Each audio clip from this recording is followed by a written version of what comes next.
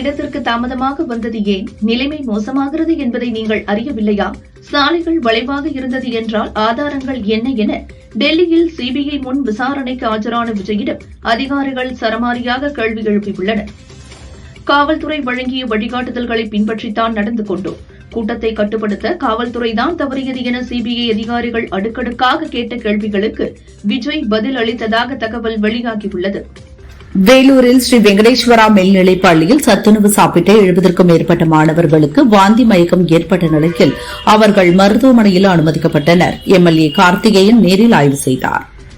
தமிழகத்தில் திமுக ஆட்சியில் 43 அணைகள் கட்டப்பட்டுள்ளதாக முதல்வர் ஸ்டாலின் பெருமிதமாக கூறியுள்ளார். நீர்நிலைகளை காக்கக்கூடிய திட்டங்களை திமுக ஆட்சி நிறைவேற்றி வருவதாக தெரிவித்தார். தலைநகர் சென்னைக்காக திமுக அரசு பல திட்டங்களை செய்து கொடுத்துள்ளது. அந்த வரிசையில் அடுத்தடுத்து வரிசையாக பல திறப்பு விழாக்கள் காத்திருக்கிறது என முதல்வர் ஸ்டாலின் கூறினார்.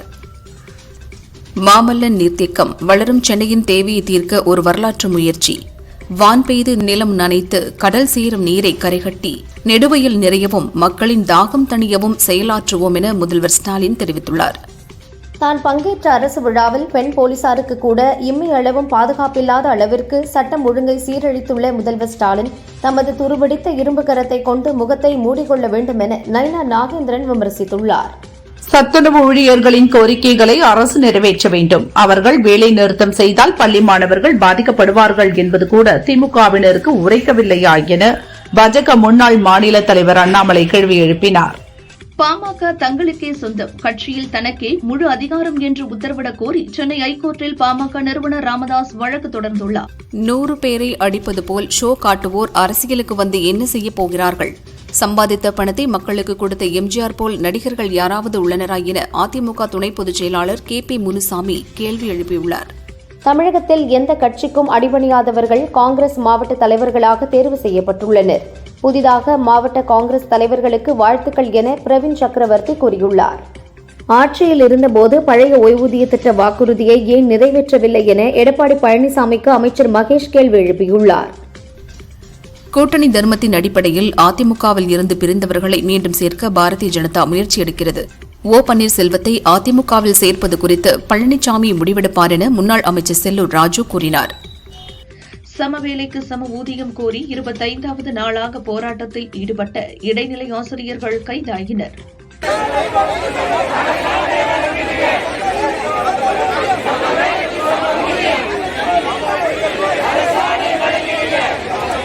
சமவேளைக்கு சம ஊதியம் கோரி தொடர்ந்து போராட்டம் நடத்தி வரும் இடைநிலை ஆசிரியர்களின் கோரிக்கையை நிறைவேற்றி அவர்களின் போராட்டத்தை முடிவுக்கு கொண்டுவர வேண்டும் என அரசுக்கு அன்புமணி வலியுறுத்தியுள்ளார்.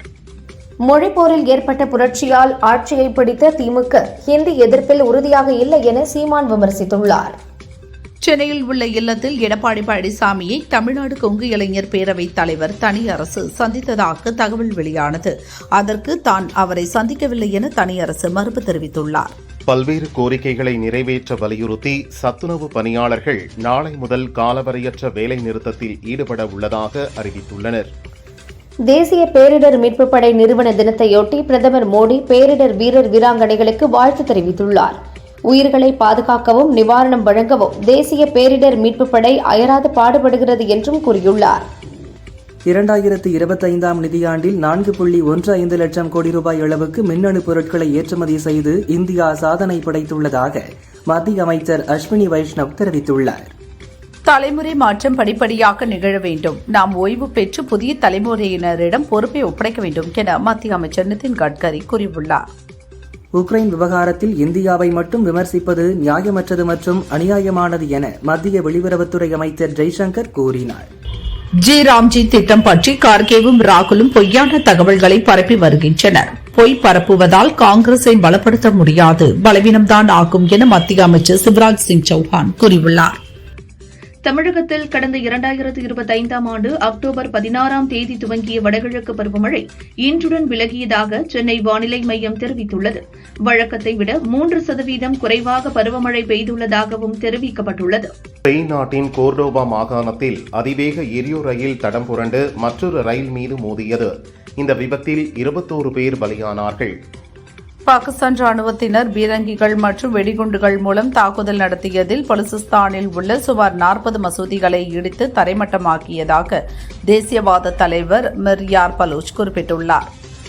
சுமார் 800 ஆண்டுகளுக்கு முன்பே விவசாய புரட்சியை தமிழகத்தில் மேற்கொண்ட காளிங்கராயன் நினைவாக கொண்டாடப்படும் தை 5ஆம் நாளான காளிங்கராயன் தினத்தில் அவர் தம் தியாகத்தையும் புகழையும் போற்றி வணங்குவதாக இபிஎஸ் தெரிவித்தார். தமிழக காங்கிரஸ் கட்சியின் அமைப்பு ரீதியான 71 மாவட்டங்களுக்கு தலைவர்களை நியமித்து பொதுச் செயலாளர் வேணுகோபால் அறிவிப்பு வெளியிட்டுள்ளார். அதிமுக பாஜக தேர்தல் கூட்டணி ஒப்பந்தம் வரும் 22ஆம் தேதி கையெழுத்தாக உள்ளதாக தகவல் வெளியாகியுள்ளது. 23ஆம் தேதி நடக்கும் பொதுக்கூட்ட மேடையில் ஒன்றாக பங்கேற்க உள்ளனர். தமிழக சட்டசபை தேர்தலுக்கான வாக்குப்பதிவு இயந்திரங்களின் முதற்கட்ட சரிபார்ப்பு பணி நிறைவு பெற்றது. 1,75,000 மிஷின்கள் சரிபார்க்கப்பட்டுள்ளது. 1,10,000 கட்டுப்பாட்டு அமைப்புகள், 1,16,000 விவிபேட் இயந்திரங்கள் தயார் நிலையில் உள்ளன. தெற்கு மற்றும் மத்திய சிலியில் ஏற்பட்டுள்ள காட்டுத்தீயில் சிக்கிய 18 பேர் பலியாகினர். 50,000 பேர் வீடுகளை விட்டு வெளியேறினர். காட்டுத்தீ பரவியுள்ள 2 மாகாணங்களில் அவசர நிலையை சிலி நாட்டு அதிபர் அறிவித்துள்ளார். பராசக்தி படத்தில் வரும் செழியன் கதாபாத்திரம் உண்மையாக இருக்குமா என்ற கேள்விக்கு அந்த செழியன் நான் தான் என சீமான் பதிலளித்தார். சென்னையில் எடப்பாடி பழனிசாமியை தமிழ்நாடு கொங்கு இளைஞர் பேரவைத் தலைவர் தனியரசு சந்தித்தார். வரும் 23ஆம் தேதி பிரதமர் மோடி தலைமையில் என்டிஏ பொதுக்கூட்டம் நடக்கும் நிலையில் சந்திப்பு நடைபெற்றதாக கூறப்படுகிறது. கரூர் சம்பவம் தொடர்பான வழக்கில் சிபிஐ தாக்கல் செய்யப்போகும் குற்றப்பத்திரிகையில் தாவேக தலைவர் விஜய் பெயர் சேர்க்கப்பட உள்ளதாக தகவல் வெளியாகியுள்ளது. இந்தியாவின் வளர்ச்சிக்கு தமிழகம் முக்கிய பங்காற்றுகிறது. தமிழகம் சலுகை கேட்கவில்லை, தனக்கு உரிமையான பங்கை கேட்கிறது. ஏன் இந்த பாரபட்சம் என காங்கிரஸ் எம்பி மாணிக்கம் தாக்கூர் கேள்வி எழுப்பியுள்ளார். முதல்வர் பங்கேற்கும் அரசு நிகழ்வில் பாதுகாப்பு பணிக்காக சென்ற பெண் போலீசுக்கு நடைபெற்றிருக்கும் அவல சம்பவம் தமிழகத்தில் பெண்களின் பாதுகாப்பு எந்த அளவிற்கு கேள்விக்குறியாகி இருக்கிறது என்பதை வெளிச்சம் போட்டு காட்டியுள்ளதாக அன்புமணி கூறியுள்ளார். தாவேக கூட்ட நெரிசல் சம்பவத்தின் போது பாதுகாப்பு பணியிலிருந்த 4 உதவி ஆய்வாளர்கள் உட்பட 9 போலீசாரிடம் கரூரில் சிபிஐ அதிகாரிகள் விசாரணை நடத்தினர். பணி நேரம், இடம், கூட்ட நெரிசல் சம்பவத்தின் போது நிகழ்ந்தவை குறித்து அவர்களிடம் கேள்விகள் கேட்கப்பட்டதாக கூறப்படுகிறது. திமுக கஷ்டப்பட்டு தயாரித்த தேர்தல் அறிக்கையை எடப்பாடி பழனிசாமி அப்படியே சொல்கிறார். அவரின் அறிக்கையை மக்கள் நம்ப மாட்டார்கள் என அமைச்சர் நேரு சொன்னார். திமுக ஆட்சியில் பொங்கல், தீபாவளி என அனைத்து பண்டிகை காலங்களில் ஆம்னி பஸ் கட்டண கொள்ளை தொடர்கதையாகி வருகிறது. திமுக அரசை நடுத்தர வர்க்க மக்களின் வயிற்றெரிச்சலை விரைவில் வீழ்த்தும் என நைனா நாகேந்திரன் கூறியுள்ளார். செங்கல்பட்டு மாவட்டம் முட்டுக்காட்டில் ரூபாய் 525 கோடி மதிப்பீட்டில் அமைக்கப்பட்டு வரும் கருணாநிதி பன்னாட்டு மாநாடு மையத்தின் கட்டுமான பணிகளை முதல்வர் ஸ்டாலின் பார்வையிட்டு ஆய்வு செய்தார். என்ஆர் காங்கிரஸ் கட்சிக்கு தன்னை வருமாறு ரங்கசாமி அழைத்ததற்கு செல்லவில்லை என்பதால் தனக்கு இலாகா தர மறுக்கிறார் என புதுச்சேரி அமைச்சர் ஜான்குமார் கூறினார். தமிழகத்தில் வாக்காளர் பட்டியலில் பெயர் சேர்க்க வழங்கப்பட்டுள்ள கால அவகாசத்தை மேலும் 20 நாட்களுக்கு நீட்டிக்க கோரி சுப்ரீம் கோர்ட்டில் தாவேகா மனு தாக்கல் செய்துள்ளது. விருதுநகர் கலைஞர் திடலில் பிப்ரவரி 7ஆம் தேதி துணை முதல்வர் உதயநிதி தலைமையில் திமுக தென்மண்டல இளைஞரணி நிர்வாகிகள் சந்திப்பு நடக்கிறது. இந்த நிகழ்ச்சியில் முதல்வர் ஸ்டாலின் கலந்து கொண்டு சிறப்புரையாற்றுகிறார். ஐக்கிய அரபு அமீரக அதிபர் ஷேக் முகமது பின் சையத் அல் நஹ்யான் அரசுமுறை பயணமாக இந்தியா வந்துள்ளார். அவரை பிரதமர் மோடி ஏர்போர்ட்டிற்கே சென்று வரவேற்றார். 41 பேரின் மரணத்திற்கு காரணம் செந்தில் பாலாஜி என அமித்ஷா முன்னிலையில் நயினார் நாகேந்திரன் கூறினார். இது தொடர்பாக ஊடகங்கள் விவாதம் நடத்தியிருக்க வேண்டும் என தாவேக நிர்வாகி நிர்மல்குமார் கூறினார். ஜம்மு காஷ்மீரில் தேடுதல் வேட்டையின் போது பயங்கரவாதிகள் துப்பாக்கியால் சுட்டதில் ராணுவ வீரர் வீரமரணமடைந்தார். தப்பி ஓடிய பயங்கரவாதிகளை ராணுவத்தினர் பல்வேறு குழுக்களாக தேடி வருகின்றனர். சத்தீஸ்கரில் நக்சல்களால் புதைந்து வைக்கப்பட்டிருந்த நாட்டு வெடிகுண்டு வெடித்ததில் கஸ்தூரிபாத் கிராமத்தை சேர்ந்த ஆயிதா குக்ராமி என்ற இளைஞர் பலியானார். மத்திய அமைச்சர் அமித்ஷாவுக்கு எதிரான அவதூறு வழக்கில் காங்கிரஸ் எம்பி ராகுல் எம்எல்ஏ சிறப்பு நீதிமன்றத்தில் ஆஜராகவில்லை. ராகுல் நேரில் ஆஜராக இறுதி வாய்ப்பளித்த நீதிபதி அடுத்தகட்ட விசாரணை பிப்ரவரி 20ஆம் தேதிக்கு ஒத்திவைத்தார். காஷ்மீரின் லடாக் மற்றும் லே பகுதியில் 5.7 ரிக்டர் அளவில் சக்தி வாய்ந்த நிலநடுக்கம் ஏற்பட்டது. கார்கிலுக்கு வடமேற்கே 290 கிலோமீட்டர் தொலைவில் 171 கிலோமீட்டர் ஆழத்தில் இந்த நிலநடுக்கம் மையம் கொண்டிருந்தது. ஜம்மு காஷ்மீர், லே மற்றும் டெல்லி முழுவதும் கூட இது உணரப்பட்டது. பெங்களூரு மாநகராட்சி தேர்தல் வாக்குச்சீட்டு முறையில் நடத்தப்படும் என கர்நாடக தேர்தல் ஆணையம் கூறியுள்ளது. 369 வார்டுகளில் நடைபெறும் தேர்தலில் வாக்கு இயந்திரங்களுக்கு பதில் வாக்குச்சீட்டுகள் பயன்படுத்தப்படும். தில்லியில் இன்று லேசான நிலநடுக்கம் ஏற்பட்டது. ரிக்டர் அளவில் 2.8 பதிவான இந்த நிலநடுக்கத்தால் பாதிப்பு ஏதும் ஏற்படவில்லை. ஈஷா மகா சிவராத்திரியை முன்னிட்டு தென் கைலாய பக்தி பேரவை சார்பில் ஆதியோகி ரத யாத்திரை வேலூரில் 22 மற்றும் 23 ஆகிய 2 நாட்கள் நடைபெறவுள்ளது. புண்ணிய நதியாக விளங்கும் தென்பெண்ணையில் திருவண்ணாமலை அமிர்த குஜலாம்பாள் சமேத அண்ணாமலையாருக்கு தீர்த்தவாரி வைபவம் நடந்தது. லட்சக்கணக்கான பக்தர்கள் சுவாமி தரிசனம் செய்தனர். திருப்பரங்குன்றம் முருகன் கோயில் தெப்ப திருவிழா கொடியேற்றத்துடன் கோலாகலமாக துவங்கியது. ஏராளமான பக்தர்கள் பங்கேற்று சாமி தரிசனம் செய்தனர். சிகர நிகழ்ச்சியான தெப்ப உற்சவம் ஜனவரி 28ஆம் தேதி நடக்கிறது. விழுப்புரம் மாவட்டம் மேல்மலையனூர் அங்காள பரமேஸ்வரியம்மன் கோயிலில் தை அமாவாசையை ஒட்டி நடந்த ஊஞ்சல் உற்சவத்தில் திரளான மக்கள் கலந்து கொண்டனர். திருச்செந்தூர் சுப்பிரமணிய சுவாமி கோவில் வளாகத்தில் ட்ரோன் மற்றும் ரீல்ஸ் எடுக்க தடை விதிக்கப்பட்டுள்ளது. மீறினால் வழக்கு பதிவு செய்யப்படும் என கோவில் நிர்வாகம் எச்சரித்துள்ளது. குமரி மாவட்டம் நித்திரவிளை அருகே காஞ்சாபுரம் அரசு தொடக்கப்பள்ளி வளாகத்தில் செயல்பட்டு வரும் அங்கன்வாடி மையத்தில் மேற்கூரை சிமெண்ட் பூச்சு உடைந்து விழுந்தது. சிறுவர்கள் அதிர்ஷ்டவசமாக உயிர் தப்பினர்.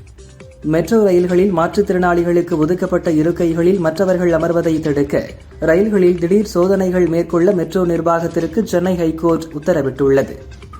காலமுறை ஊதிய உயர்வு, பணிக்கொடை உயர்வு, ஓய்வூதியம் உள்ளிட்ட பல்வேறு கோரிக்கைகளை வலியுறுத்தி நாளை முதல் காலவரையற்ற வேலை நிறுத்தத்தில் ஈடுபட சத்துணவு ஊழியர்கள் முடிவு செய்துள்ளனர்.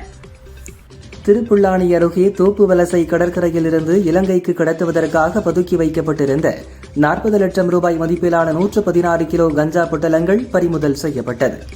திண்டுக்கல் பஸ் ஸ்டாண்டில் கும்பளியில் இருந்து திருப்பூர் நோக்கி இயங்கும் பஸ்ஸில் திடீர் தீ விபத்து ஏற்பட்டது. பயணிகள் அலறி அடித்துக் கொண்டு இறங்கினர். புதுக்கோட்டை மாவட்டம் அரிமளம் அருகே உள்ள கீழப்பனையூர் தெற்கு குடியிருப்பில் அந்தோணியார் கோயில் பொங்கல் திருவிழாவை முன்னிட்டு வடமாடு மஞ்சுவிரட்டு போட்டி நடந்தது. காரைக்குடி அருகே பார்த்தான்பட்டி புனிதவனத்து அந்தோணியர் ஆலய பொங்கல் விழா நடந்தது. இதில் அந்தோணியருக்கு கொடுக்கப்பட்ட கரும்பு ஏலம் விடப்பட்ட நிலையில் முதல் கரும்பு ரூபாய் 81,000க்கு ஏலம் போனது. ஆந்திராவில் பொங்கல் பண்டிகை முன்னிட்டு பந்தயம் போட்டு 19 பாட்டில் பீர் குடித்து சாப்ட்வேர் இன்ஜினியர்கள் 2 பேர் பரிதாபமாக பலியாகினர். இந்த சம்பவம் குறித்து போலீசார் விசாரிக்கின்றனர். கொடைக்கானலில் வனத்துறையின் கட்டுப்பாட்டில் உள்ள 7 வன சரகங்களில் அகில இந்திய புலிகள் கணக்கெடுக்கும் பணி துவங்கியது. பொங்கல் விடுமுறையையொட்டி கோவை செம்மொழி பூங்காவை கடந்த 4 நாட்களில் மட்டும் 1,154 பேர் பார்வையிட்டுள்ளதாக மாநகராட்சி நிர்வாகம் தெரிவித்துள்ளது. திருப்பத்தூர் அடுத்த பெரியகசி நாயக்கன்பட்டி கிராமத்தில் 43ஆம் ஆண்டு மாபெரும் எருதுவிடும் திருவிழா நடந்தது. இதில் 300க்கும் மேற்பட்ட காளைகள் பங்கேற்று சீறி பாய்ந்தது. கடலூர் தென்பெண்ணை ஆற்றின் கரைகளில் ஆற்றுத் திருவிழா கொண்டாடப்பட்டு வருகிறது. மக்கள் ஆற்றில் நீராடி தாங்கள் கொண்டு வந்த உணவினை உண்டு மகிழ்ந்தனர்.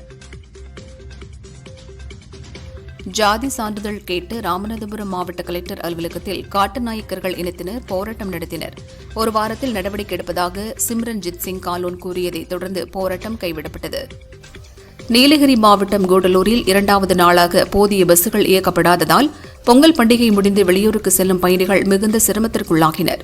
புதுக்கோட்டை அடுத்த முக்காணிப்பட்டியில் புனித ஆரோக்கிய அன்னை தேவாலய திருவிழாவை முன்னிட்டு ஜல்லிக்கட்டு போட்டி நடந்தது. வாடிவாசல் வழியாக சீறி பாய்ந்த காளைகளை வீரர்கள் போட்டி போட்டு பிடித்தனர். வேலூர் மாவட்டம் பேரணாம்பட்டு அருகே மதுபோதையில் 2 தரப்பினரிடையே ஏற்பட்ட மோதல் தொடர்பாக 8 பேரை போலீசார் கைது செய்தனர். பாஜக தேர்தல் பொறுப்பாளர் பியூஷ் கோயல் 3 நாள் பயணமாக 21ஆம் தேதி தமிழகம் வருகிறார். பியூஷ் முன்னிலையில் 22ஆம் தேதி கூட்டணி ஒப்பந்தம் கையெழுத்தாக உள்ளது. மதுராந்தகத்தில் 23இல் பிரதமர் மோடி பங்கேற்கும் என்டிஏ கூட்டணி பொதுக்கூட்டம் நடைபெறவுள்ளது.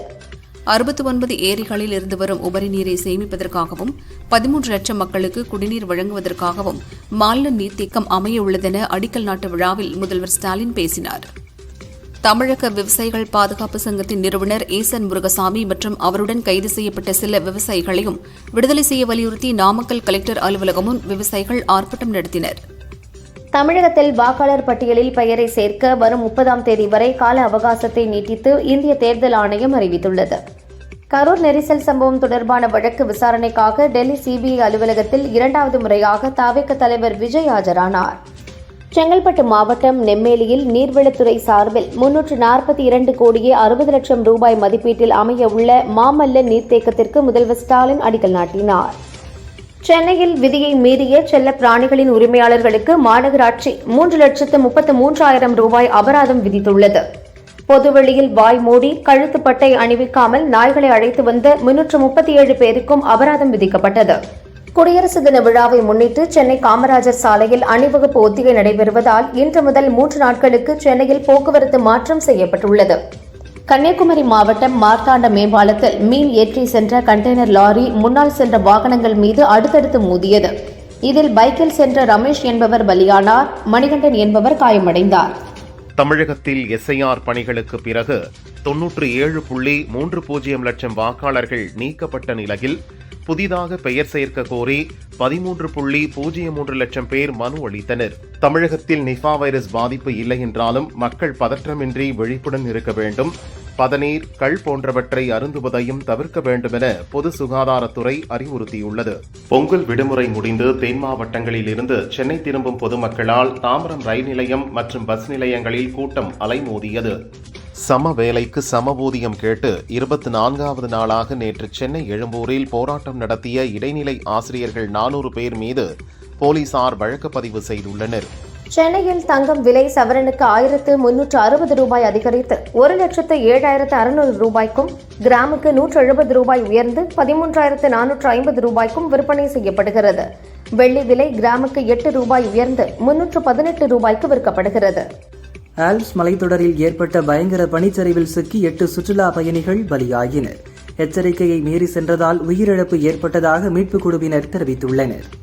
அமெரிக்க அதிபர் டிரம்ப் அறிவித்துள்ள காசா அமைதி வாரியத்தில் சர்வதேச நாடுகள் இணைய 9,000 கோடி ரூபாய் கட்டணம் செலுத்த வேண்டும் என்ற செய்தி தவறானது என வெள்ளை மாளிகை அறிவித்துள்ளது. நடிகை பூஜா ஹெக்டே சொன்னதாக ஒரு செய்தி சமூக வலைதளங்களில் வேகமாக பரவி வருகிறது. அதில் ஒரு பேன் இண்டியா படத்தில் நடித்த போது அதன் ஹீரோ என் கேரவனுக்குள் அனுமதியின்றி நுழைந்து எல்லை மீறி தொட முயன்றார். அவரை கன்னத்தில் அறைந்தேன். அதன் பிறகு அவர் என்னுடன் எந்த படத்திலும் நடிக்கவில்லை என பூஜா கூறியதாக பரவி வருகிறது. இது போலி செய்தி என சிலர் சொன்னாலும் பூஜா ஹெக்டே தரப்பில் இதுவரை விளக்கம் தெரிவிக்கப்படவில்லை. ராமாயண படத்தில் சீதாவாக சாய் பல்லவி, மூக்குத்தியம்மன் 2வில் அம்மனாக நயன்தாரா நடித்து வருகின்றனர். அந்த வகையில் நாகபந்தம் படத்தில் நடிகை நபா நடேஷ் பார்வதியாக நடிக்கிறார்.